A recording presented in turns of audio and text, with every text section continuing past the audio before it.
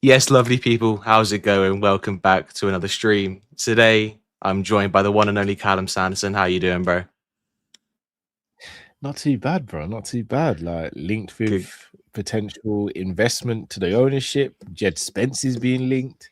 Yeah, I might be back outside for the summer, bro. I might be back outside for the summer. good. How you doing? And obviously, I'm good, bro. I'm good. And obviously, as the title says, guys, today we're going to be going through our ideal starting lineups for the upcoming season. Me and Cal have submitted ours. Drift might be joining us as well, so I've got his with us. We're on the road to 100 subscribers. We just hit 80 last night, so big up everyone for that. Support's been amazing, much appreciated. But I won't hold you guys for too long. We're going to start with mine, get mine out of the way, because Callum's is the one we're here to talk about today. Because it's we'll get to it. Are you gonna show the original one I sent you, or just? No, because I feared for your safety if that went public. I couldn't do that to you, Cal. I couldn't do that to you. I appreciate. I appreciate.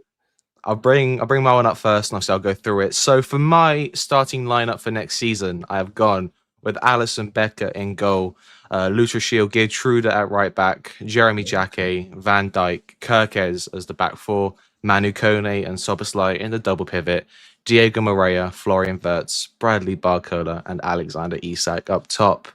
What do you think, Cal? That's not a bad team at all. Ain't, is it? I still have reservations about Jacquet at centre back, and again, not because of the talent. I feel as though we're heaping a lot of pressure onto him very early in his Liverpool career. Obviously, I've been watching a bit more Diego Moreira since you've been speaking about him. I do really like what I see from the player, but again, I can't sit here and be like, yeah, he's the guy, because I've never watched him apart from that one game against Palace where he was brilliant. By the way, I haven't Hang on, watched him Cal. outside of that. Say that again. Moreira's brilliant.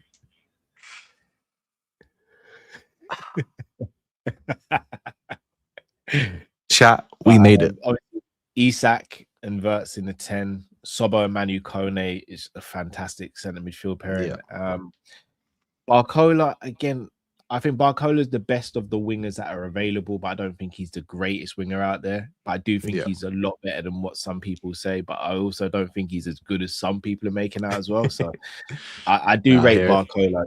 I just know what to expect from Barcola. I'm going to expect a game where he's on fire and maybe gets a brace, and another game where he's not on fire, probably misses 4 chances. So I kind of know what I'm going to get there. But yeah, I'm not mad at that team at all, bro. I'm not mad at that team. Geertruida's one there. I look at and I go, if we were to sell Gomez, then I'd go and get a Geertruida. But he wouldn't be my starting right back, as you know. But he's still a good player. I really wanted us to get him in January. I think he'd have really helped us for the rest of the season. January just gone, because it would have meant we wouldn't have had to pay Szoboszlai at right back or Curtis Jones, and I think that would have helped us from a midfield standpoint, but wasn't to be. Yeah. Well, I'm not going to plug myself, but I am. If you guys check out my one of my newest videos, that's not. Man, we're doing this already.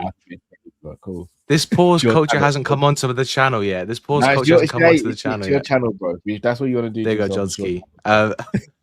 But I did a video where I said I was doing Iraola's Dream 200 million summer. So I sold Frimpong and I brought Geertruida in as the Swiss Army knife across the back line. For me, I think we both agree Frimpong's not a right back. He's not a right winger.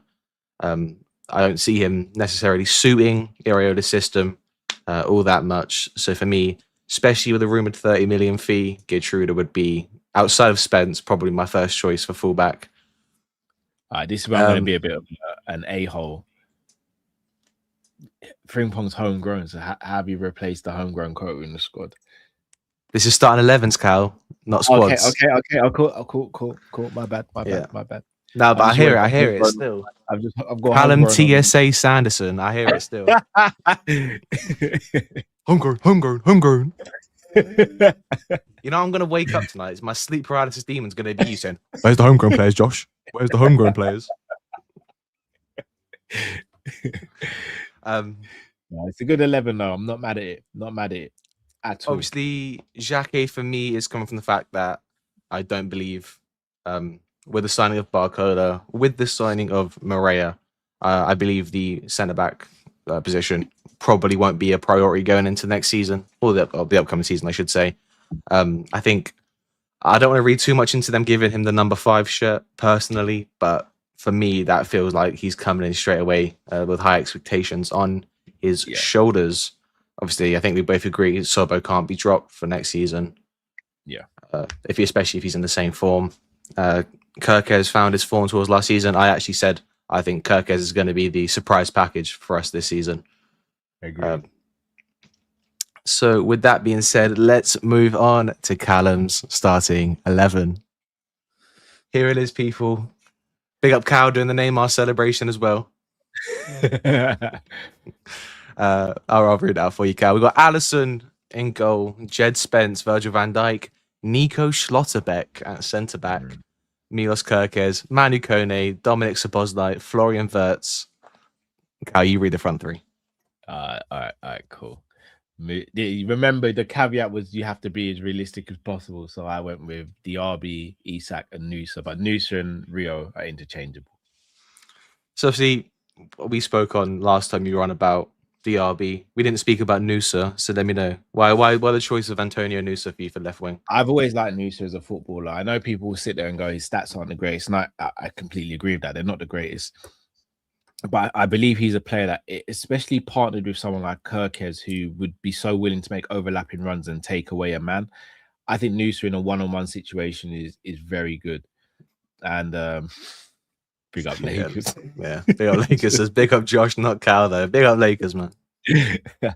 I just think Nusa would be really good in a 1v1 situation, and I think he'd get quite a lot of those in the Premier League. And if he doesn't get a lot, it's because he's occupying two players, which leaves space for someone else. Plus, I'm looking at wingers who I believe would be more creators, not necessarily assisters, but more creators. So may get the assist before the assist, or may open up space for someone else to get, so that Isak and Wirtz can do what they do best, and that is Isak score goals and Wirtz create and score goals. And then with Mr. Diaby, I've said this for so many weeks now, that the right wing market is so bleak. I look at Moussa Diaby and think he's someone we can go and get. He can play right and he can play left. He's got good pace. He is someone who gets loads of assists as well. He's played with Florian Wirtz. So he was the only one I could think of that comes to mind that I think we could actually go and get. Now, I'm going to talk to you about your boy, the German, the man who every time you mention his name, right as he's picking up form, you're just that one hurdle, ain't you? You finally get into the last hurdle and you trip on the last one, Cal. You're so close. Yeah. And you know what's crazy? You're starting to rub off on, that's a pause. You're starting to drift, and Matt is starting to. Yeah. I'll make sure I don't get the third strike. Cal might leave if I say something else crazy. Obviously, you're starting to. Your judge is starting to affect Drift and Matt now as well. It's looking bleak. I'm not gonna lie to you. It is. Schlotterbeck is the reason why I really like us to get Schlotterbeck now is I do think Virgil can play right centre back, and especially if we go and get someone like a Jed Spence, because Jed Spence is someone who we've seen he'll fight for his life to defend. He enjoys defending. But also, it just means we've got Schlotterbeck here for a season next to Virgil, who, in my opinion, is one of the best suited players to be the heir to Virgil's throne. Now, he's never going to be Virgil van Dijk. He isn't. Virgil's a once in a generation centre back. But I think Schlotterbeck represents a player who could next season, if Virgil were to move on, could take his role and be the senior centre back. Not just that. I look at how we played when we had Trent and Virgil. And Trent and Virgil could both completely negate a press with their passing. Whereas last season, Virgil was the only player that could really and truly play a diagonal out from the back. And that diagonal was always going to Salah. So it became very predictable and easy to defend against. Schlotterbeck and Virgil at centre-back means you really can't press Liverpool. Because if you press, then they can both go long accurately. And then if you don't press, they can pass it through the lines into midfield. And you've got Kone and Szoboszlai who be more than willing and able to collect the ball. I think it gives us a whole nother dimension, not just from a defensive standpoint, but from an attacking standpoint as well. But as I said, the only reservation and worry I'd have with Schlotterbeck is the injuries. But if you've got Xhaka, Leone, and we keep Gomez, then we should be all right at centre-back. Big Up Anelia says, Josh, what is Moussa Diaby doing in this team? It's 2026, not 2021. Big Up Anelia with the shade of cow. I know that one would cause issues. But remember, my other two options for that wing is Elise and Endrick, and I get told off every time I Yeah, mention let those guys. me read you guys the first draft that I got from Cal when I asked him to prepare for this video. So the first draft I got was Allison, Jed Spence, Virgil van Dijk, Nico Schlotterbeck, Lewis Hall, Manu Kone, Dominic Szoboszlai, Florian Wirtz. Listen to the two players I'm about to name that are in this front line and tell me this isn't shameless. Alexander Isak, great. We all agree Isak's in the starting 11. Michael Elise. It gets better, chat. It gets better. Callum Sanderson had the audacity to say Elise and Kvaratskhelia in the front three. When you to my defense, when you first sent me the instructions for this, you said, "What's my dream 11?" It's only when I sent that back did you say, "Cal, we have to be realistic with this." Like, this is what I got to say to your team. This is what I got to say to your team. And I need you, and I miss you, and now. Diabolical. Oh, where is my beard? Why haven't I got a beard in that? I should have a beard in. It was an image used from the most recent video I had of you. Then the AI is incorrect. Then you're using the wrong AI because it should have picked up my beard. No. Turn to the side. Give us a quick model. Damn. Hold on. Wait. Nah. Yeah. Oh, hey, chat. We just got on the first time on this channel a Callum Sanderson beard rub. I'm not gonna lie. You might hit your 100 subscribers now. I might. Chat. I might. I'm gonna keep plugging it, chat. We are on currently on 88 subs. If we can get to 90 by the end of the stream, that would be huge. Got a 100 sub Q&A coming as well, so I'll put a community post out if anyone's got any questions for that stream. Big up. Let's read some of the comments. Big up. Anelia says, "You know, I don't mind the rest at all. That's pretty decent, except Musa Diaby. Rather than Diaby, I'd play Rio on the right." Wow, that's dark. The only reason I wouldn't do that is because I want Rio to play from the left, and I think he's more effective playing from the left as well. I hear it. I also want to temper the expectation of Rio as well. I do think we as a fan base have kind of put this onus on Rio's got to be the savior, and I don't want him to be. I want him to have what Foden had at Man City, where he just had that buffer to know that if he had a bad game, it's cool because we've got other players who can take over. But if he's in good form, then he can play as well. Like, I just want to have that Foden buffer, and as of right now, he doesn't have that.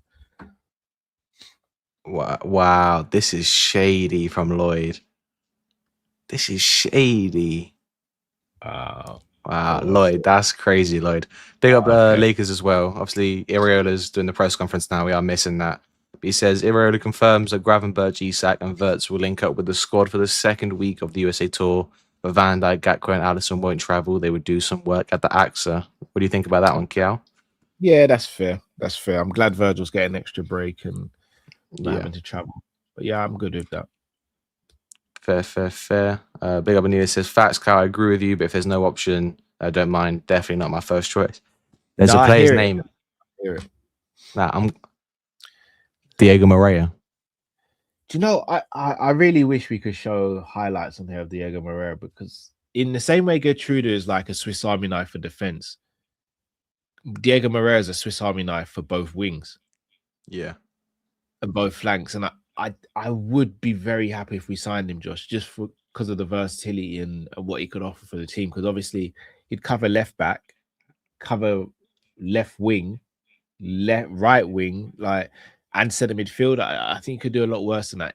Again, don't comment. Is he homegrown? He's not homegrown though, is he? So no, I thought originally he was homegrown. He's not. Okay, that's all right. It's all right. But Diaby's not homegrown, so hold that. Yeah. Moreira's good though. As I said, from what I've seen of him, he does seem good. And so whoever signs him will be having a good player on the hands. Maybe I've gone a bit too far. I'm surprised no one's moved in for him as well. Yeah, I hear it. I think I couldn't actually give you a proper definitive reason why we haven't seen a team move in for him yet. other than the fact I don't think a lot of teams have made moves so far this summer. You know what I mean? Especially in terms of attacking depth. But like I said, we'll move on. We'll do everyone else's teams because I've got them here, and then big up to them as well. So big up Matt. This is the team he sent in to be submitted. We got in goal Naby Keita, at right back Naby Keita. Big up both centre backs Naby Keita, left back Naby Keita. Got a midfield three of Naby Keita, and Naby Keita. Right wing, you guessed it, it's Naby Keita. Left wing and striker is also Naby Keita. So big up Matt. I think that's a very well-rounded team, if you don't say so as well, Cal. Yeah, one of the best in the game, man. One of the best starting 11s out there. That's an awful picture I've got of Matt, man. Big up Lloyd says Cal and Josh Savage was brutal on assessment of youth players on the USA tour. What do you guys think? I'd have to hear what Savage has said, but I do think a lot of our youth players are underrated, which is a shame for me. But at the same time, there are some youth players there that are just youth players. They unfortunately won't be able to make the step up to the first team, and that is what happens at Liverpool and other big teams. Like, you get good youth players, but they're just not good enough for Liverpool. So I look at Kieran Morrison, for example, and Kieran Morrison's a player that if he was at most other teams in the league outside the big six, he'd have probably had an opportunity by now. And then we as a fan base would be going, we should maybe look at that Kieran Morrison kid who's just come through. Yeah. So sometimes it's what we have in front of us and we kind of take it for granted. Again, I'm not saying Kieran Morrison should be the starting right winger for us or anything like that, but I do think if he were to play for another team and we saw him as a fan base, we'd at least be asking the question as to whether we should make a move. 100%. Obviously, and we know you are the Liverpool Academy correspondent, just as Ram is the Germany correspondent. Yes. So obviously, there's been a lot of talk about Luca Eden and Duke. Am I saying it right? Duque. Obviously, Ndiaye. We know about Kieran Morrison. We know about Will Wright. Out of all those players named, who is the one you have the highest expectations for, or maybe not highest expectations, but has the highest ceiling in your opinion? Oh, high ceiling. Luca Eden might, because of his age. I know a lot of people are comparing him to Gerrard, and I hope we don't do that when he starts making the steps up, because you're literally putting the most amount of pressure you can on any Liverpool player by comparing him to Steven Gerrard. I think Kieran Morrison is going to be unlucky in the sense that we need a right winger desperately. He never got a chance last season, even when Mo was in the form he was in. And Josh Abe is coming through. I'd probably say Josh Abe might be the one. He looks like he's got all the tools to really be the guy. Will Wright has got a really good goal scoring record, and he's very tenacious. And Duckway's good, and Dye looks really good. But with centre backs, I think that they take a bit longer to mature, as would be normal. I'd probably say Josh Abe. Josh Abe, I hear it. Yeah, it could be a real start. I mean, you know what? We're in 4 years' time. If we're sitting there saying Josh Abe and Rio and Gamora are wingers, we could be in a very healthy situation. Fair. Just to bring it up quickly, big up Luke as well, the transfer news correspondent. That's pretty much where I get all my news from. Big up Luke. This is obviously just come out from the press conference. So Iriola on signing a new right back. It depends on Connor's situation. A healthy Connor Bradley, we're ready to go, and we don't ask these questions of a new right back because we trust him and he is our right back. But he is still far from returning. Defensive depth, we are very thin right now. Jez Spence? What happened to Cal? Cal left. I think Cal's PC crashed, boys. Sorry, I think my laptop overheated with excitement there. He doesn't really answer the question. He's very smart in the way he answered that. Yeah, very smart, because he's put Connor Bradley over, but he's also put Frimpong over as well by talking about the depth we've got there. But yeah, just go and get me Spence, man. Like, with all due respect to Bradley, with all due respect to Frimpong, Spence is better than both, and it will just give us a buffer. I know you said you would sell Frimpong, but if we went big on a right winger, then at least we know we have someone there who can just cover if need be. We know he's not going to be great there, but at least we know he can cover there. Yeah. No, I hear that. And And it means you're not having to play Gomez at right back as well. Yeah, and obviously he was also asked about McAllister. I believe this is McAllister, or at least a question asked about transfers. How many transfers are needed? It's difficult to say a number. You always have to be open for options to improve the squad. We analyze the market. It depends on a lot of things. We definitely need to sign a winger. Wow, he ain't mincing his words. He is not. I wonder what that does for us in the market though, because him just saying that just like that means if whoever we go for, unless they've got a release clause, clubs are just going to be like add a premium to that. Yeah, that's probably the one caveat. I'll be real with you. I really like the openness and honesty though. It's just refreshing, bro. He's not speaking in riddles. He ain't trying to gaslight. He's just like, guys, I'm not dumb. You guys aren't dumb. We need a winger. Like, it's refreshing. I like it. It's refreshing. Facts, 100%. And like I said, we are all here for it. We know we need signings. I think we both agree. We're glad Iraola's not doing the Klopp thing and just the defending the owners. And big up, I was going to say quickly, we're on 89 subscribers. We're one away from 90. So big up, everyone. Please smash the subscribe button. Hopefully we can get 90 this stream. Got 2 more quotes as well. We're going to talk about quickly. So this is Iraola on the squad. The 3 players, Isak, Wirtz, Gravenberch, will join us in the second week. We have decided now, with some who've been left out since the World Cup, I think the sooner we can start working with them, they can understand what we want, the better. I've talked with them and they understand the main things. Alisson, Gakpo, Van Dijk. In terms of days of training, they will start just at the AXA in Liverpool. Virgil's been the player with the most minutes in Europe, I would say. They will start the same week as the others, but instead of making them come here, it makes sense they start the first week at the AXA. So basically just wrapping those players up in bubble wrap, keeping them safe, making sure they do actually manage to have a break over the summer period. Do you agree with that? Do you think that's the right move? Yeah, it is. Yeah, 100%. It's a smart thing to do. As I keep on saying, I don't want Virgil playing as many minutes as he did last season. Yeah. If you can keep Virgil fresh for as long as possible throughout the season, it gives us more chance of winning trophies at the end of the season. Because a fresh Virgil van Dijk playing in May is going to be worth his weight in absolute gold. No, 100%. And like you said, we know we aren't the strongest in terms of centre-back squad depth. Hopefully we do improve in those areas. But to be honest, at the same time, I also find it hard to see where Van Dijk gets a rest with the lack of centre-back depth. We need to sign a centre-back if we do want that to happen, in my opinion. Agreed. Big up Lakers says other clubs... Oh, so this is a quote from Iraola. Other clubs want my good players, but I am looking to sign players, then lose the ones we have here. So, essentially aware of the Gravenberch news, or not Gravenberch news, apologies, McAllister news. Like I said, like I said, I agree with that. We haven't got the squad to be losing too many players, especially in the current situation we are in. That makes me feel like we're not going to get midfielder then. Potentially, maybe a depth option to replace Endo, because I still feel like Endo will leave. I brought this one up already. Yeah, I did bring that up. Big up. Next one says, this is on Soboslai. Luke's putting him in the chat quicker than I can get him on screen. Let me take the comment. Yeah, 100%.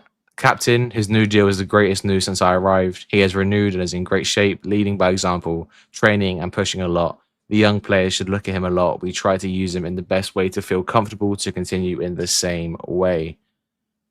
This is what I want to hear. Yeah. You can hear the love in his voice. You can hear it in his words. I love this. Yes, no, exactly. I mean, like we both know Sobo is probably the right choice for vice captain.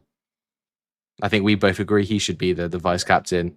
To hear the manager come out and praise him that highly, saying he's being a leader, leading by example. We know last season on the slot, Salah came out and openly criticised the standards of training, the standards of the club. So to have Soboslai now showing a good impression to the young players, I think definitely is a positive. Absolutely. I've got one more, I believe, unless I've missed one, which I probably have. Oh no, it's the same one. Damn it, Luke. This one. This is the one from James Pierce. Says Bajcetic and Endo close to training with the group. Leone not far off a return, but Bradley and Ekatike still months away. So that's not good news for Conor Bradley. I think we were hoping he would be a bit closer to returning. Seems Leone is going to miss the start of preseason, maybe the start of the season. But Bajcetic and Endo are back soon. Two players who, let's be real, I know you love them, Cal, haven't got a super bright future at the club. I mean, one's potentially the greatest defensive midfielder of all time, and then the other is a warrior in Endo. It's just whether he can keep Sergio, Rodri, Bajcetic fit. So we'll see. I want you to repeat those words one more time. Just for the people in the back. Yeah, Sergio, Rodri, Bajcetic. Okay. I just want to make sure I was hearing that right. Yeah. Oh, he's gone, chat. He's gone. We can't be having that. No. My Streamline's messing me about. Wait, this is. Wait, you want to feel his heartbeat, Cal? Yeah, I do. What, Bajcetic? No. That's crazy. Klopp. What about Sobo? Klopp. Would you give Sobo a hug? No, I'd dap Sobo up. Yeah. But yeah, Klopp, I want to hear his heartbeat. So let me ask you a question. What would it take for you to be? What's the line between you being content with the window and unhappy with the window? I think we need a minimum of 4 players, bro. I think we need a right back, a centre back, a centre midfielder, and a right winger minimum. A right winger, and a defender is paramount. If we don't do that, then I think we've lost ourselves. If McAllister stays, big up, boys. Big up, lads. McAllister stays, then numbers-wise, we don't need a midfielder. But I'd worry for the profiles of midfielders we do have, and I think we'd run into the same issues that we've run into the season just gone. Fair. For me, I think we need 4 players. Big up Drift. Obviously, we're just talking about. Yeah, just talking about obviously the new quotes coming out from Iraola in his press conference. But you're here now, so we can go through the starting 11. Obviously, me and Cal have done ours. So we'll go through yours. We're going to bring it up now on screen. So big up Drifty. His starting 11 was Darwin Núñez in goal. Okay, now let me bring up the real one. Drifty went Alisson in goal, Jed Spence at right back, Xhaka at right centre back, Van Dijk and Kirkes, Richard Rios at left CDM, Sobo and Wirtz, Barcola on the right, Isak up top, and Rio on the left. Or maybe did you mean Rio on the right and Barcola on the left? No, Barcola on the right. Barcola on the right. Big up N says, why is Drifty shirtless? That's the only photo I had of Drift to use for the graphic. Ends is one to talk. Ends was jogging on treadmills naked. What are we doing? Ends is one to talk. That's shocking from Ends. Big up Drift. So obviously team's a bit different to mine and Cal's. Obviously you've gone Richard Rios. So talk me through, why do you think Richard Rios would be the fit in the double pivot alongside Sobo? I just like the fact that he's got that grit and determination I think we need in midfield. I think we need a shin kicker, but he also plays ball. So I just like that he's got that mix. He's not an all-out defensive midfielder, but I think he's more defensive-minded than Gravenberch is. So, yeah, I like Rios. I think he'll be a good price as well. I don't think we'd have to pay an arm and a leg for him. A lot of these players now are going for ridiculous money. You could probably get Rios for about 50, 55 mil.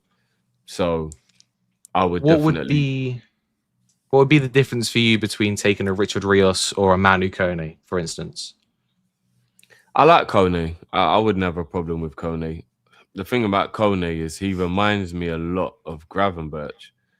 I don't know why, but they're both elegant footballers. I don't really see them as like there's a war going on. Who's coming with me? And I want one of those players. Yeah, I'm not saying. I mean, Kone's definitely not as much of a soft touch as Gravenberch, but like, if I'm going to war, I want a Mascherano now, and I like Kone's like a very elegant footballer. Like he's one of those like eye test kind of players. And I'm not saying those players can't have that little bit of grit you need, but I'm just not. I just want one of those guys who goes out. I don't know if you lot watched the World Cup as an example, because big up to Ram. Ram was the one who put me on the know-how maybe about a year ago now for Rios. So I've seen him play a few times in like in the league or whatever, but in the World Cup, I just like the fact that he's just relentless. He's like Soboslai. He don't stop running. He's energetic, but he'll kick the crap out of you. And I just won't. Kone's like that, you know, Drew. Like he actually, I think they've had to coach out of Kone a little bit because he was picking up red cards and all that.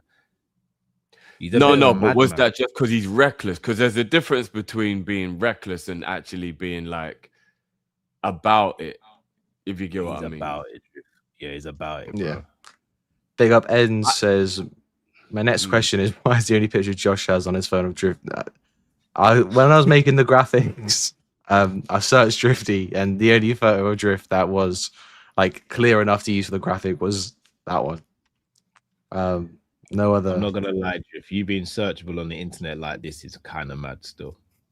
It was a hot summer, bro.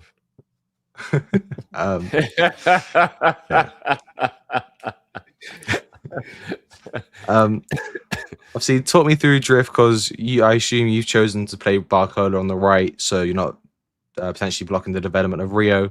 For you, is it a case of there's not enough good options on the right wing for you to say that Barcola is better than them on the right wing, so you might as well just use him there? Well, I just want to make sure that Liverpool at least bring in one player who's remotely of a marquee signing.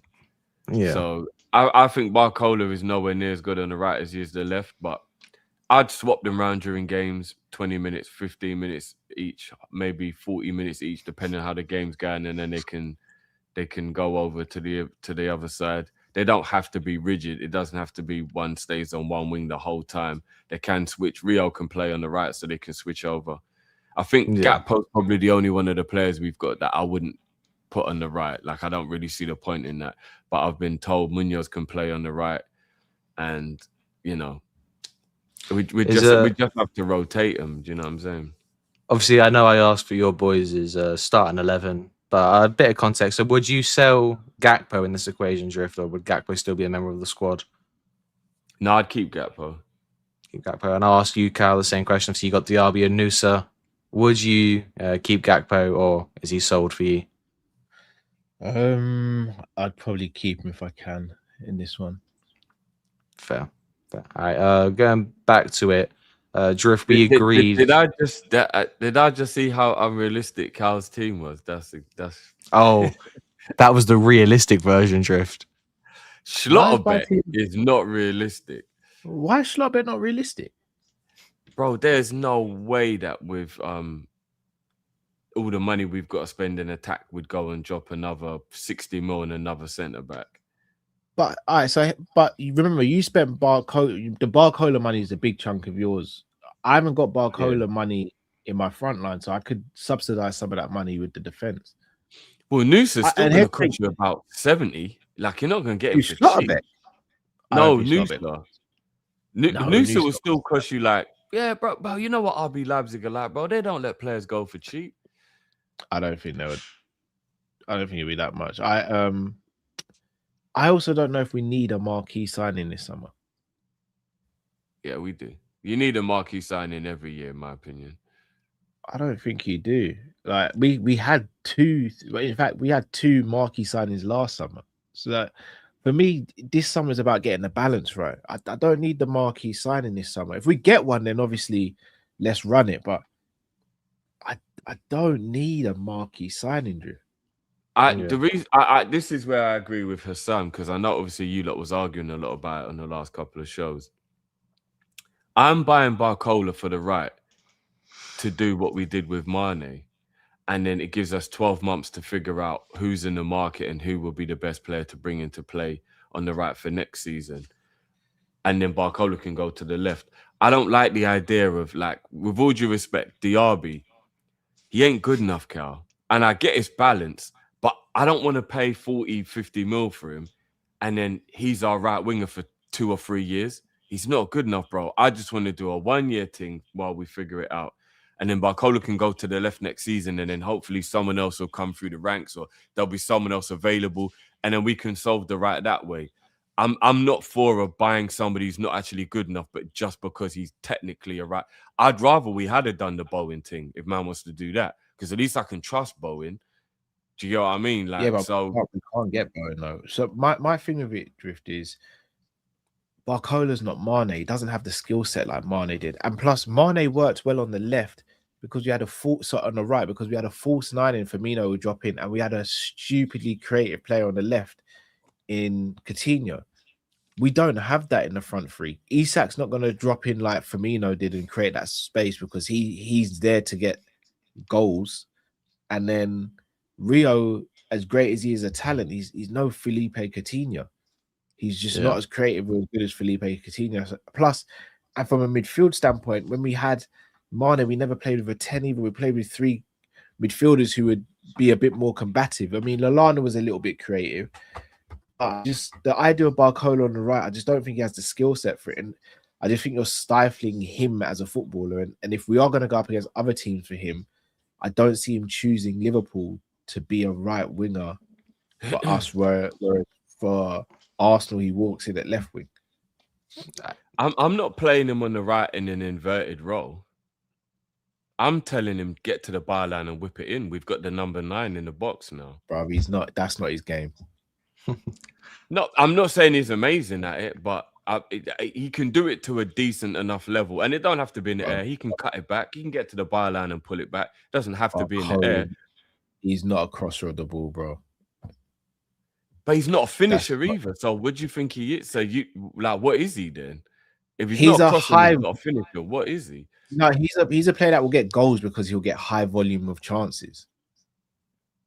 So again, I'm not saying he's a finisher, but he'll get a good amount of goals and assists just because of his movement and him getting into positions and stuff. I mean, there's definitely a part of me that will admit I'm kind of wanting to get a Barcola through the door to kind of just have a name that feels like there's some effort being made. I am being a bit like a kid at Christmas. I don't want to be bringing in a whole heap of guys that were just very regular. And I'm like, bro, it's just a whole load of socks and boxer shorts and vests for Christmas. What the fuck is this? Yeah. Do you know what I mean? Like, I want the Scare Electric. I want the PlayStation. Like, I do want that to just feel like we're trying here. Do you know what I mean? Like, the problem is, I don't know, man. We ain't got socks and boxers, bro. So you kind of need to. Like, plus, I do think everyone blows out of proportion Barcola in front of goal. Like, he's got a good amount of goals since he's been the last at PSG in the last few seasons, and he gets some very good finishes as well. Like, I remember the goal he got Chelsea, the left-footed volley.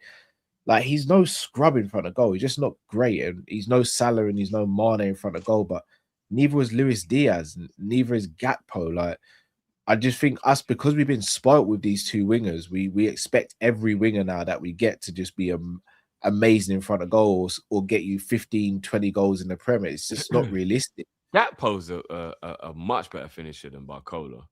He is, but he also won't get into as good a position as Barcola. So Barcola could end up with more goals in the season than Gakpo, even though Gakpo's a better finisher. And even Gakpo's finishing is Gakpo's very one-dimensional with his finishing. It's open the body and hit the ball hard as you can with the instep. No, he became that, but he weren't like that under Klopp. He had a variety of finishes. No, I tell you what, he also does have the driving shot as well. He does have that in his locker as well. I actually think he's even capable of shooting from outside the box. I feel like he's been coached out of him or something. Gakpo's that's what I'm saying. He's got a long range driver in him as well. He has got that in him as well. But I hope Iraola can bring his confidence back and get the best out of him, because Gakpo's a good player. But last season he looked dreadful. But Gakpo's a good player. Like he is a good. I mean, he might even be here. We're talking about Gakpo. He might be one of the players who leaves. So, but yeah, I don't know, If you man. want to talk about being a kid on Christmas Drift, I'm going to read you what Cal's first 11 that he sent me was. Hold on, wait. Allison. No, wait. This Josh sent me a request and said, "Bro, what would be your dream Liverpool 11?" He didn't say be realistic. So This is the team I got, really? Drift. I got Allison, Spence, Van Dijk, Schlotterbeck, Lewis Hall, Kone, Sobo, Wirtz, Elise, Isak, Guevara. Yeah, that was definitely dream world. Kone's still in there even when you can have anybody you want. That's interesting. yeah, sure, many had signed a contract by then. We're putting anyone. If we can get anyone, I'm putting Rodri there. No, but that's never happened. Like they're never gonna sell to us. No, but we're doing the dream scenario. Then, like, you know what I'm saying? I'm putting Rodri there. But I actually believe that there's a world where if you put up enough money, you can buy an Elise, Kvara, and the Lewis Hall. Like we genuinely could. It's just that we won't. Hall definitely. I'll take. Hall, Whereas Hall Man City would never sell Rodri to us. They just wouldn't. We might have just as much chance of them selling us as Newcastle dealing with us again. Yeah, that's true. I don't know if they would ever sell anyone to us again. Yeah, I mean, if I was gonna take out Rios, from the DM, the other player I'd have would obviously be Guimaraes. Yeah. By the way, just want to bring this up quickly. Nope, that's Cal's team. Big up everyone. We just hit 90 subscribers, so big up everyone. Much love to everyone in the chat as well. 35 watching. Big up people. Big up everyone. But and big up Matt as well. I don't think he's gonna be able to make it, but he has sent over his starting 11, so I'm getting that one made. Let me ask you boys a question quickly. Obviously, Drift, we agreed that Xhaka would be the starting centre back for us. See, Cal went Schlotterbeck. I think we all unanimously agreed on Jed Spence. For you guys, is it more important to get another centre back or important to get that right back through the door? No, I think the right back's a bigger priority than centre back, because if we buy a right back, then Gomez covers centre back. 50. And I've got a sinking feeling some of them kids we bought last year are gonna get fast tracked. Have you seen that unit? Well, and yeah. Was he 6'4"? Yeah, we said this about Billy Komet. I don't care about his height. No, but at least this time he actually has like senior football. Komet was just PR. That was just pure PR. Bro. We know that already. Bro. None of us have watched him play the game in it. So no, we haven't. But in training, he looked good, and he is a unit. I reckon they're gonna fast track him. I wouldn't be surprised. I don't care about his height. Can he pass the ball? Can he cover space? 6'6". Bloody hell, yeah, he is tall, man. Yeah, big up Matt. Matt just sent over his starting 11 as well, so we'll go through that one quickly. You got Allison in goal, Guevara, Reed at right back. But he did also just mention me saying he wishes he put Spence at right back now, so he can't make his mind up. Xhaka, Van Dijk, Kirkez, Mamadou Sangare, Sobo, Barcola on the right, Florian the 10, Rio and Isak. So not too different to me and Matt are like 85% similar, really. Yeah, just a difference in right back and DM for you guys. Obviously, like I said, DM and right back is really just pick and choose. We know we need one. It's just trying to figure out what the right one is. Guevara Reed, was it Nottingham Forest that we're trying to get him early in the window? Yes. Would you guys take him at Liverpool? Not over Spence. Well, yeah, that's like me saying, what? Yeah, I mean, like, would you take Rodri over Busquets? But you'd still take Rodri. I hear that. It's a good analogy. Yeah.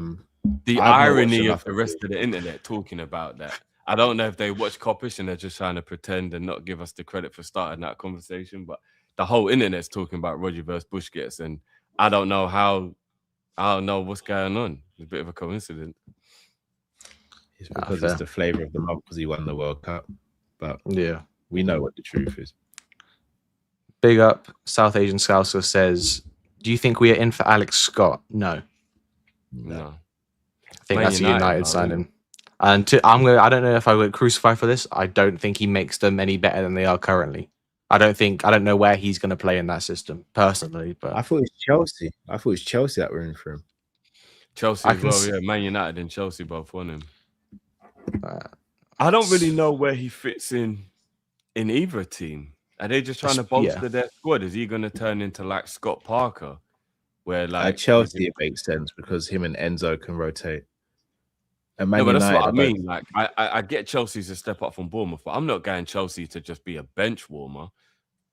yeah. Do you know what I mean? I'm not Yeah, I leaving hear it. Bournemouth to go whole bench at Chelsea. That I don't know. That would be a bit weird. Yeah, like I said, I definitely don't see it working at United. Same with who was the midfielder they were linked with yesterday? Name's escaping me. Man United. Man United, yeah. I'm not sure. Wharton. Yeah, Sorry, Wharton. I don't see Wharton being that much of an upgrade in United's midfield, especially with who they've got. No. I think I said it the other day. Wharton's passing would probably definitely help them because they don't really have anyone in midfield like that. But yeah, again, from a defensive point of view, it'd be a little bit strange if they tried to play Tielemans and Wharton. Like that midfield would get ran through. Yeah. From a defensive point of view, that the midfield will get ran through. It's actually a good pivot point. I was going to say, would you guys take Adam Wharton if we signed that ball-winning 6 alongside him? Obviously, I assume we all agree we wouldn't sign him to be the lone midfielder. But if he came in alongside a Manu Kone, alongside a Richard Rios, would you guys spend the money on him then? No. Yeah, I love Wharton as a player. If it was as well as, we need Trent's passing back in the team, even if it's in a different role or a different, place. That's why I've got a Schlotterbeck drift. What, you think Schlotterbeck can pass like Trent? Schlotterbeck's passing is insanely good. Nah, bro. I think you've gone a bit too far there. Yeah, I know he's a good passer, but to put him on Trent's, he's not that. I never good, said he's bro. Trent's level, but Wharton's not Trent's level. No, but Wharton ain't far off Trent's level. Wharton is an extremely good passer, bro. I'm not gonna lie. Like when I started paying attention to Wharton's passing, I was like, nah, this kid has got a pass on him. Wharton's very good. He ain't Trent level. No, nobody's Trent level, but he's much better than Schlotterbeck at passing. Yeah, but I'm speaking from a midfield standpoint. Now, you take away Wharton's passing, what else does he give you? No, that's it. That's what he is. He's an expert, and that's what I'm saying. So, if you're buying Wharton, then for me, you're either not starting Szoboszlai or you're not starting Florian Wirtz. No, just from saying for the squad. So if I brought Wharton in as well as Rios, then Sobo and Rios would be my pivot. And then if I've got to change the game or we're chasing a game or I need some form of creativity because it's not working for whatever that match is, then I'm bringing on Wharton during the game. Do you know what I mean? Like that's how I would do it. So we're talking about fantasy because Wharton ain't coming to Liverpool to sit on the bench. Yeah. And we wouldn't pay that much money for someone to sit on the bench either. But I would take him as like an option. Like say McAllister goes, but we also get Rios in to replace Endo, or we got Kone in to replace Endo. So we did get the defensive-minded player. Then yeah, I would take Wharton as that extra midfielder for sure. If I'm doing that, then I might as well just go and get Stiller. We're still running the Stiller prop. I would still prefer Wharton to Stiller, to be honest. But in terms of we're not going to get Wharton just sit on the bench, and he's not going to come to sit on the bench, whereas Stiller would cost you probably half the money of Wharton. I think people might. I don't know if people agree with me. I think for 35 million, I don't know why we weren't throwing our hats in the ring for Tielemans. Not as, but if we're talking about Stiller and Wharton, for me, Tielemans is just as good as them guys and only cost 35 mil. Yeah, I don't know if Tielemans would come to Liverpool if he didn't get guaranteed first team football. Does he guaranteed start for United? Yeah, I think he does. Their midfield needs someone like him in there. Yeah, It's a bit weird that they don't have a DM because Kobe Manu and Tielemans doesn't work. So I'm interested to know if they're going to get Santos. They got Santos, Drew. Oh yes, they did, didn't they? They've got Santos, Yeah. See, so Santos and Tillemans, that's a balanced midfield that can work. Yeah. Obviously, pivoting a bit to Villa, I won't keep too long. You've seen today they're going after Garnacho. Yeah. Garnacho keeps falling on his feet. It's hilarious. Yeah. It's mad, isn't it? And Chelsea continue to be able to get money for players that they shouldn't be able to get money for. Yeah. We say that though. This is the same. They want the same deal as what they did for Harvey Elliott last year, though. Yeah, They loan want a with, loan. Yeah. Well, this one's an obligation to buy Cal. No, So but was Elliott, but he just didn't play Was enough it? games. Oh, to yeah, trigger of it. course. Yeah. The funny thing is, I got crucified when I said this the other day. The right manager will actually get a tune out of Garnacho. I don't think he's as donkey as everyone thinks he is. I just don't think any manager has actually got the best out of him. Unai Emery is actually a master at being able to take a player people didn't rate and then make them good. So he might get a tune out of him. Look what he did with Sancho last year. Let's be honest, that's the best Sancho's played since he left Dortmund. Like Emery does get something out of players that other managers don't seem to be able to do. Sancho is way better than Garnacho, though. He did it with Leon Bailey as well, Technically, though. No one thought Leon Bailey was anything when he first got to Villa and had all them injuries. And then people were saying he was better than Saka in his last year at Villa. Yeah, So Emery's Emery's very good. good at getting the most out of a player. So I wouldn't be surprised if he gets Garnacho, if he turns Garnacho into like a 15-goal winger. Big up wouldn't Ali. be surprised. Says replacing Rodgers with Garnacho is a downgrade. Whoever Villa will sign to replace Rodgers would be a downgrade. They can't go shopping in the S tier market for players, unfortunately. It's going to be a tough season for Newcastle and Villa. You know, if you look at the way their teams are being absolutely dismantled, it's crazy. Like both teams have had their midfield ripped out. If you include the ACL for Anana, like Villa's not going to have anybody in their midfield that they had last season. It's crazy. Do Villa go back in for Rashford potentially? I've heard some rumors about that actually. Obviously, Johan Manzambi as well. Hijacked that from Newcastle. It's been a rough summer for Newcastle. Newcastle's summer is dark. Yeah, especially if Bruno leaves as well. Losing Tonali, Bruno, and Gordon is pretty much taking the entire heartbeat out of that team. It's dark. Yeah. I don't know how they recover from that. If I'm being totally I don't honest know if with they you. do. They Kieran didn't even Trippier recover from. retiring as well. Like, Yeah. I don't know how they get over that. If I'm being honest with you, I really don't. Just All a they've big got up as well. Lewis Hall, and then they've got nothing left. Yeah, pretty much. Big up everyone as well. We got 54 people in it, only 26 likes. Let's get up to 30 likes, people, before the end of the show. We got two absolute legends of the game here in Cal and Drift. So big up them for hopping on the show as well. So I won't keep you guys for too much longer. I know Jay's show is starting shortly.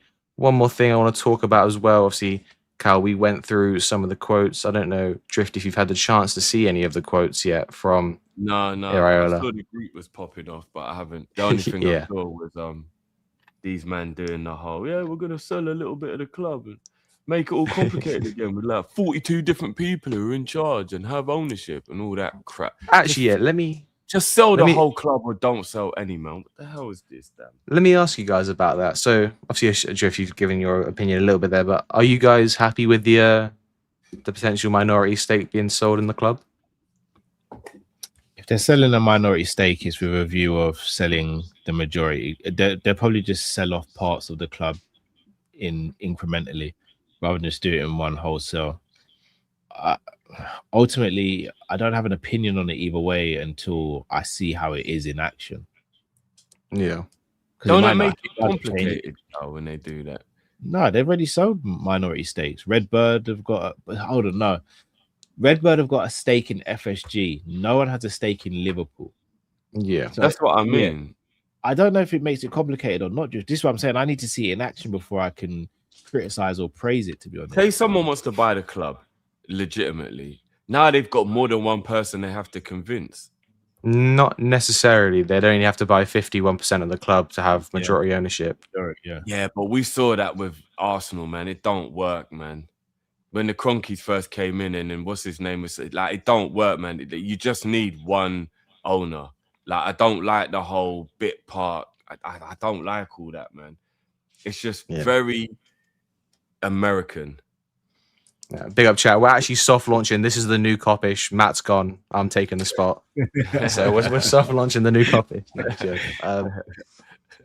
Obviously, we know the there's been rumors for years now with the FSG out, them selling the club. Cal, you mentioned it a little bit. Do you think this is now the pathway to them eventually? I messaged FSG out. I'm not saying you are, but I'm saying people were. Chill out. I didn't attack your character. Chill out. Take a deep breath. Get the paper bag. It's Cal- worth Cal Cal's thought- character to back these frauds, to be honest. Cal's gonna get a message once the stream ends. Yeah, Drifty's words, not mine, man. You know already, brother. I'll take the flack for it. FSG are frauds, man. I can't stand them. Big up. Do we believe this partial minority stake being sold is now going forward to a potential majority stake being sold? FSG slowly working their way out of Liverpool. Just feels like more Yeah, money in their I do. pocket to me, mate. Yeah, no, I hear it. And obviously, Cal, you being the closest thing we have to an FSG representative, what is the overall vision for John Henry and John Henry and Fenway Sanderson Group? To leave Liverpool in as healthy a position as possible on and off the field. Yeah, no, I hear it. That And is obviously- diabolical.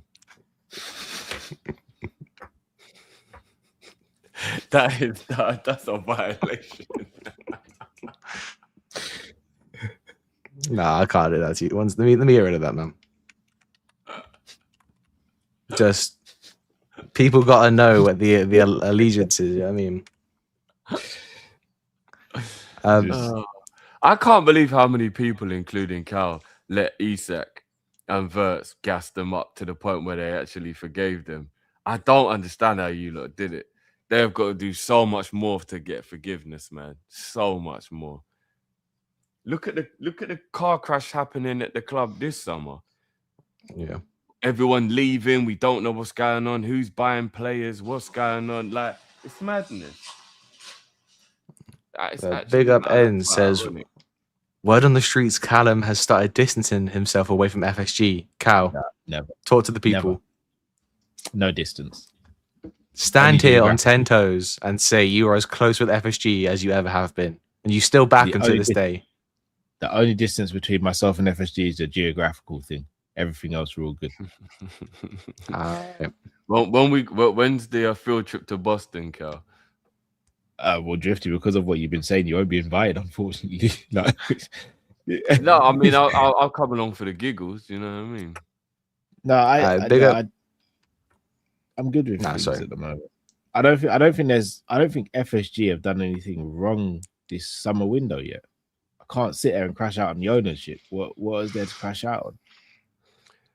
That they haven't made a better job of figuring out what the actual direction of the club is, because everyone who's making decisions is going. So it just feels a little bit. It just Isn't that- feels like is that imagine if you was getting a divorce, yeah. I know them leaving isn't as dramatic as but imagine you're getting a divorce, but you're still letting your wife decorate the house. She's going once the paperwork's signed, but you're still letting her decorate the house. Why? If it benefit, well, if she can paint, well, then why not? But then when you get your new girl, she's not gonna want the ex-wife to have been the one who picked the colors of the wall and whoops. Ain't her house. Like, do you know what I mean? Like, you just leave it, just let the ex-wife go, and then wait for the new wife, and then she can be the one who you know what I mean? Like, It By that depends. logic- By that logic, if that means we're not doing any business this summer until Richard Hughes goes then. that's what I'm saying. They should have got rid of Hughes. Once he said he was going Saudi, just get rid of him then. The man making decisions shouldn't be out the door in a couple weeks. Do you get what I mean? Like, it's just weird. I don't get what the hell's going on. But if we get rid of him now, then Drift, then it means we have to find someone else, which puts us in an even worse situation. But bro, they knew Richard Hughes was going for time. Remember, we got the rumors when the season was still on. They should have just Precise. sorted this out ages ago, man. Besides, so why not get the summer sorted, then have a clean sweep after the summer and then go from there? I just don't like the idea of a guy who's not going to be here for the consequences to be the one making the decisions. I just Schmacker don't did like that. it. Schmacker and Klopp did that. Schmacker left and Klopp left not too long after having the 23. No, but 22 Klopp made goals. those decisions not knowing he was leaving. Like he even told us, like he just realized that one morning he woke up as like, I ain't got the energy for this anymore. But he didn't believe that when he was making the decisions. He thought he was going to see out his contract. But Schmacker wasn't going to be here. Schmacker effectively made those transfers happen. Yeah, but that I'm was just with the guidance of Klopp. Like they kind of did it together. Do you know what I mean? It wasn't just Schmacker ran off on his own and did whatever he wanted. It was alongside Klopp. I can't look. They went for Yandir Monday. That didn't work out. But Yandir Monday still hasn't even gone to PSG because it seems like there's a whole bunch of nonsense with regards to seems a him bit behind the weird, scenes. what's going on there? So I can't crash out too much on that. Plus, I wasn't that keen on getting Diamonde. We've got Victor Munoz in, which I have no opinion on either way because I've never watched him play a match or anything like that. And then as of right now, yeah, we still need those players. But if we get those players, whether we like those players or not, then we have to deal with that. If we don't get the players, then I'm here for a crash out. But as of right now, I can't really crash out on the owners. I'm not crashing out on them. I just don't like them. Like I'm not crashing out on them. I just don't As like people or businessmen? No, as owners of the club, I'm sure they're cool people. They seem fun at the parade and all that kind of stuff. I just don't think they care about Liverpool being successful. I just think they care about Liverpool being a good business. Yeah, and I'm sick of that now. I want like I look at other clubs around the world and their ownerships take pride in victory. FSG take pride in business. They don't take pride in victory. Drift, literally last summer we spent a packet on players, but that doesn't. Yeah, but that's the only time, bro, since Coutinho. But I can only judge them on their most. I can only and I don't even think it was recent. good recruitment, Cal. If I'm being honest with you, they spent a lot of money, but with hindsight, I don't think it was good recruitment. But that's not FSG's fault then. No, but FSG the ones who put Richard Hughes and Michael Edwards in charge. So like the buck always ends up falling with them at the end of the day, bro. But Drift, if you say, Cal, look, I need to go and buy some food to make a meal, and I give you the money to go and buy the food, but you buy bad ingredients or you cook the meal wrong, that can't then be my fault. No, it's not fully your fault, but people will still be like, but why did you give him the money? Why did you trust him to do it? Because I've seen you cook well in other areas. I've seen you cook well before. So all right. So if that's the case, then when Karius made the mistake in the Champions League final, why did we not blame Klopp then? Because Klopp put him in goal. No, that's totally different. And to be fair, I actually said Mignolet should have played. I would have put Mignolet in goal. But that can't be Klopp's fault because Klopp isn't the reason that Karius made those mistakes. Karius technically, it was Ramos's fault for giving him a concussion. I know we crashed out on him, but I do actually reckon he had a concussion during that game. Like he got elbow smashed in the face. Ramos turned into the Punisher. We say, all right, fair enough. Maybe that did happen, but I've also seen plenty of games where Karius wasn't concussed and made similar or worse mistakes. So what I'm basically saying is a great goalie, but I would have put Mignolet in goal. I honestly would have. Whenever we saw players make mistakes under Klopp, we never sat there and was going, this is Klopp's fault. No, but the difference with that, Cal, is an individual mistake on a football pitch is just human errors that can happen. But not having a structure in place where you know who's going to be here is something you can have control over. Like once Hughes was like talking to Saudi, it should have been, okay, well, your priorities clearly are somewhere else now. You know what? We're not going to be like horrible to you about it. But it's probably best you move on. We're going to replace you then. You go in, boom, and bring in people who now are going to be here for the long run, who are going to actually be here for the consequence of it. Hughes is going to be in Saudi in a couple of weeks' time. He's not going to care if this project don't work or not because he's going to be an afterthought after that. Do you know what I mean? And to be honest with you, that just don't sit right with me. It just feels weird. But you're saying that, Drift, without any real evidence, because there are people out there who have pride and take pride in the job they do, rather than whether they're going to be there or not. You're just looking at the worst case scenario, when in actual fact Richard Hughes could be sitting there going, I want to make sure the last thing I do for Liverpool is of a high standard, because I want to make sure I keep my integrity and my reputation intact. Yeah, but remember, this is the same guy that weren't even going to sack Klopp. Sack Slot. Yeah. Yeah, no, I hear This that. is the same guy that didn't buy anybody in the first season, and it turned out to be a good idea, but it was a bit weird. This is the same guy who took 9-10 months to give Virgil and Mo their contract. Like, I'm not saying he's an idiot or whatever, but there's a lot more concerning things than there have been. I want Richard Hughes gone, bro. I made that very clear. I want him. So gone. can I I? want him gone as well. Yeah, so you get where I'm coming from then, and that's FSG's job to replace him. No, it is, but who's to say they haven't got a replacement lined up for when his contract finishes? I'm just saying I bring can't that crash guy on the in now, owner. then, man. Yeah, but maybe we can't, Drew. So let me segue this. Let me segue this into a rumor that came out earlier this week about obviously Mike Gordon now taking over football operations at the club, potentially overshadowing Richard Hughes. Now he's making the transfer decisions. So if the window carries out this way and we still don't have the activity that we would like or see as a fan base, does the animosity shift away from Richard Hughes and to the club as a whole, or are we still blaming Richard Hughes for this one? No, there'll be more than him to blame if there's other people that are alongside him now. I mean, the only thing was it Hogan that got involved to try and get Caicedo that time? Yeah. It was, wasn't it? Mm. I don't know, man. I don't know. I'm trying my best. I mean, I haven't had a crash out. I haven't been wilding out.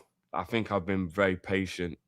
But my patience is definitely wearing thin with, less than a month until the start of the season. Pre-season is underway now. Iraola will clearly want people to be in the door as soon as possible to learn what he wants them to do and all that kind of stuff. I'm just getting impatient now. I'm just at that point. Like, I'm not going to have a crash out just yet. And I think I have been quite respectful when I've been speaking about the situation, but I'm just annoyed. I just want a little bit more. I just want a little bit more movement now. So Drift, let me ask you this question, and I'll put it in terms that might feel a bit more familiar to you. So let's say M&S is shut down. You can't go get the cookies, the cotton candy grapes, all the things you like. Would you go shop at Lidl, even if it might not be the quality that you would want necessarily? No way. No. So then, if those players aren't available for Liverpool, those M&S star players, do you go shop? He look down the camera and says, "I'm not an animal. I'm a human being." No. I'm going Waitrose, Josh. If M&S is shut down, I'm going Waitrose. And if Waitrose is shut down, then I'm going Sainsbury's. I hear it. So basically, what you said. Nah, I hear it. There's Like working around it. And do you know what? I know. Me and Cal laugh and joke about it. Lidl's actually got some nice food. It's just one of them things where I'm just used to. I'm just used to. The ambiance ain't right in there. It's a different tax bracket in it, Drift. Let's be real. I've never heard anyone speak about grocery shopping and mention ambiance. Is crazy to me. Crazy. I'm The telling lights you, are too man, bright. the atmosphere, you know what I'm saying?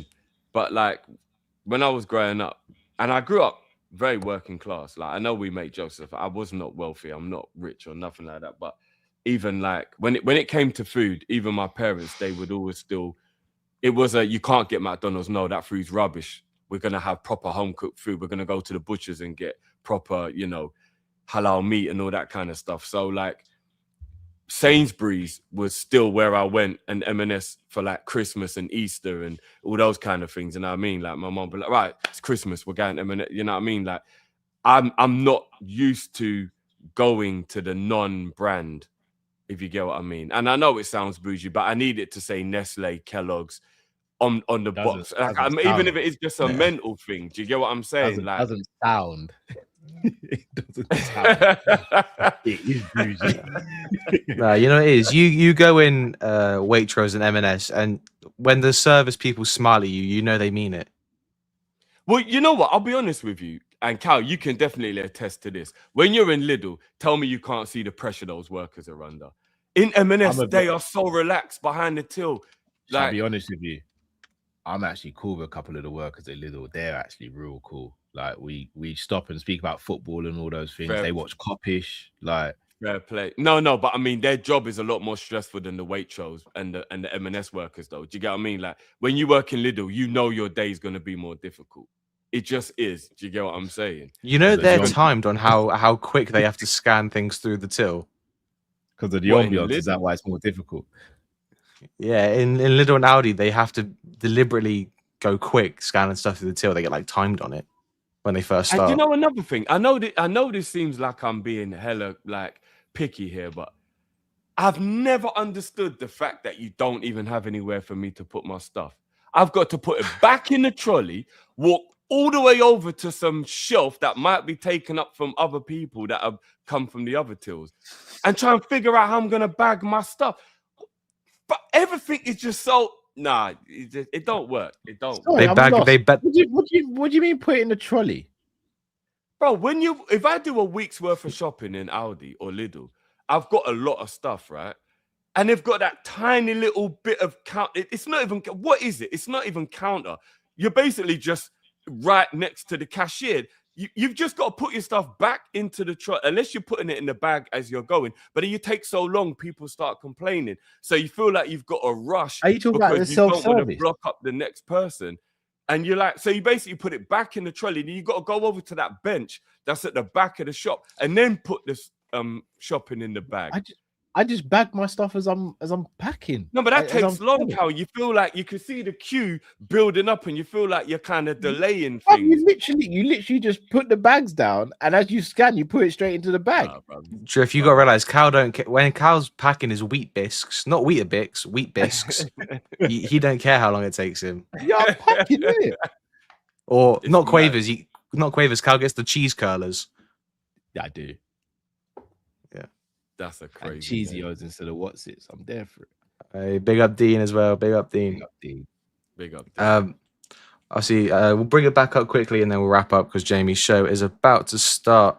I'll bring up the quotes back up, Drift, on the general area of the quotes. Talking about the Szoboszlai one, he goes on to say, Captain, his new deal is the greatest news since I arrived. He is renewed, as in shape, leading by example, training and pushing a lot. The young players should look at him a lot. We try to use him in the best way to feel comfortable, to continue in the same way. Obviously, me and Cal spoke about it already, bro, but how are you feeling about that quote right there? Yeah, makes perfect sense to me, man. Future captain of the club, most likely. I love the quotes that came out from Szoboszlai himself as well. I know, like I said, sometimes you got to take it with a grain of salt because, you know, everyone's always going to say the nicest thing possible to the club that they're at. But I love the fact that Szoboszlai and his agent, or was it his dad, was like, there was never any intention to leave. This is like the greatest decision ever. Sobo loves the club. He sees it like, I love all of that. Especially in a world where we've lost a few players recently and they've gone and what. Like, I just love the idea of Szoboszlai he just loves being at Liverpool, and I just want people here at the club that want to be here. You know what I mean? Yeah. So yeah, big up Sobo, man. And obviously this one came out. I didn't. That's the same. There we are. Andoni Iraolis is Liverpool very thin in terms of defensive depth, so it's looking likely that we may dip into the defensive market. We may get our wish of Jed Spence. No cows praying. Obviously, you know what? Jed is an absolute no-brainer, but it frustrates me that I don't think we'll even go for him. I think he's probably nailed on for Inter Milan. If I'm being totally honest, I think he's probably going to go Inter Milan. But we can have hope and we can pray. I don't even get why Inter Milan would be able to outbid us or anything. That we should just get in the way of that deal. It shouldn't be able to, yeah. The rumor is Milan have bid 35 mil, and it's close to what Tottenham are asking for. I mean, for me, if you get... We said 45 on yesterday's show, right, Cal? So we can just blow Inter Milan out of the water then. If they've only got 35, just give them 45 and done. Get it done, man. 50, run it, bro. Even if we've got to give them 50, let's just make it a nice round number. No, sure. Premier League tax and all that, you know how it goes. Just make it around 50. Boom, done. Right, they're offering 35, another 40. We're good with that. Yeah. But remember, And, there is that extra tax when you sell prem to prem. So like it does, you do always get that little bit extra that gets added on. Do you know what I mean? Yeah, fair. So I'm gonna wrap the show up there. But before I go, ladies and gentlemen, we have hit 100 subscribers this stream. Big up everyone in the chat. Thank you all so much. I'm not gonna get emotional because I'm a grown-up man on the internet, but big up everyone who's been here today. Big up Jamie as well. Get to Josh 100. We are at 100. It has been a hell of a journey, and it's only been 2 weeks. So I've got nothing but love and respect for everyone who subscribed, everyone who's liked along the way, everyone who's come on the show. Big up Cal, big up Drift, big up Ram, Matt, Jamie, Luke, everyone who's given me a platform to be able to do this. I've got nothing but love for everyone. I won't hold you guys for too long. Wrap the show up now. With that being said, people, please do like, comment, and subscribe. We've just hit 100 subscribers. Big up Jamie says, big up little brother. Yeah. Road to 500. It's a long way to go, but I think we can get there. I've got faith. Obviously, everyone head over to Jamie's channel now. We're going to go live. You'll see me over there as well. I'm sure you'll see these guys over there as well. Big up everyone. Big up Cow and Drift. Thank you for joining me, guys. Pleasure, brother. Pleasure. Big up, Congrats, man. Appreciate it. It's been keep doing your thing, bro. Keep doing your thing. Yeah, I must say, in the little time that you've been in the space, you quickly learned what we would call being media trained, which a lot of people don't learn how to do that. Not the super chats yesterday, but no, but you know that's that you know that's all. You know what I mean? I mean, yeah, they were wild. They were wild. That wasn't me. I was hacked. Allegedly. But no, you did that well, which is a good which shows that you have self-awareness, and self-awareness isn't a common thing. So big up to you for that. And the professionalism, everything, you're a natural, bro. So just keep doing your thing, man. You know what I'm saying? Big up. You man are gonna make me cry. I'm gonna end the show before I break down on stream. I got one more thing before we go, guys. A little sneak peek. I just listened in for this one. Yo. Corporate settings. Callum, Sanderson. And we're going to leave it there, ladies and gentlemen. Look out for that on my channel. No, but big up everyone, big up chat. I'll see you over on Jamie's channel. Much love to everyone. It's been an absolute pleasure. Big up the boys for joining me. Have you boys got anything coming up in your channels? Yeah. Well, make sure you go and check out that amazing interview Cal did that dropped today. Cal 100%. Also went live over the news as well. The stuff. So yeah, we got 2 videos that came out today. So yeah, if everyone wants to get over there and give it a watch, and you know, we always got stuff in the burner. So yeah, man. 100%. Like I said, big up everyone for watching. It's been Josh, the Cop Tribunal, with Drifty and Cal. It's been a lovely show, brilliant show. Catch you guys later. You see me tomorrow. I'm going to record a video after this for tomorrow. So look forward to that. Blessings, people. Have a lovely evening and peace.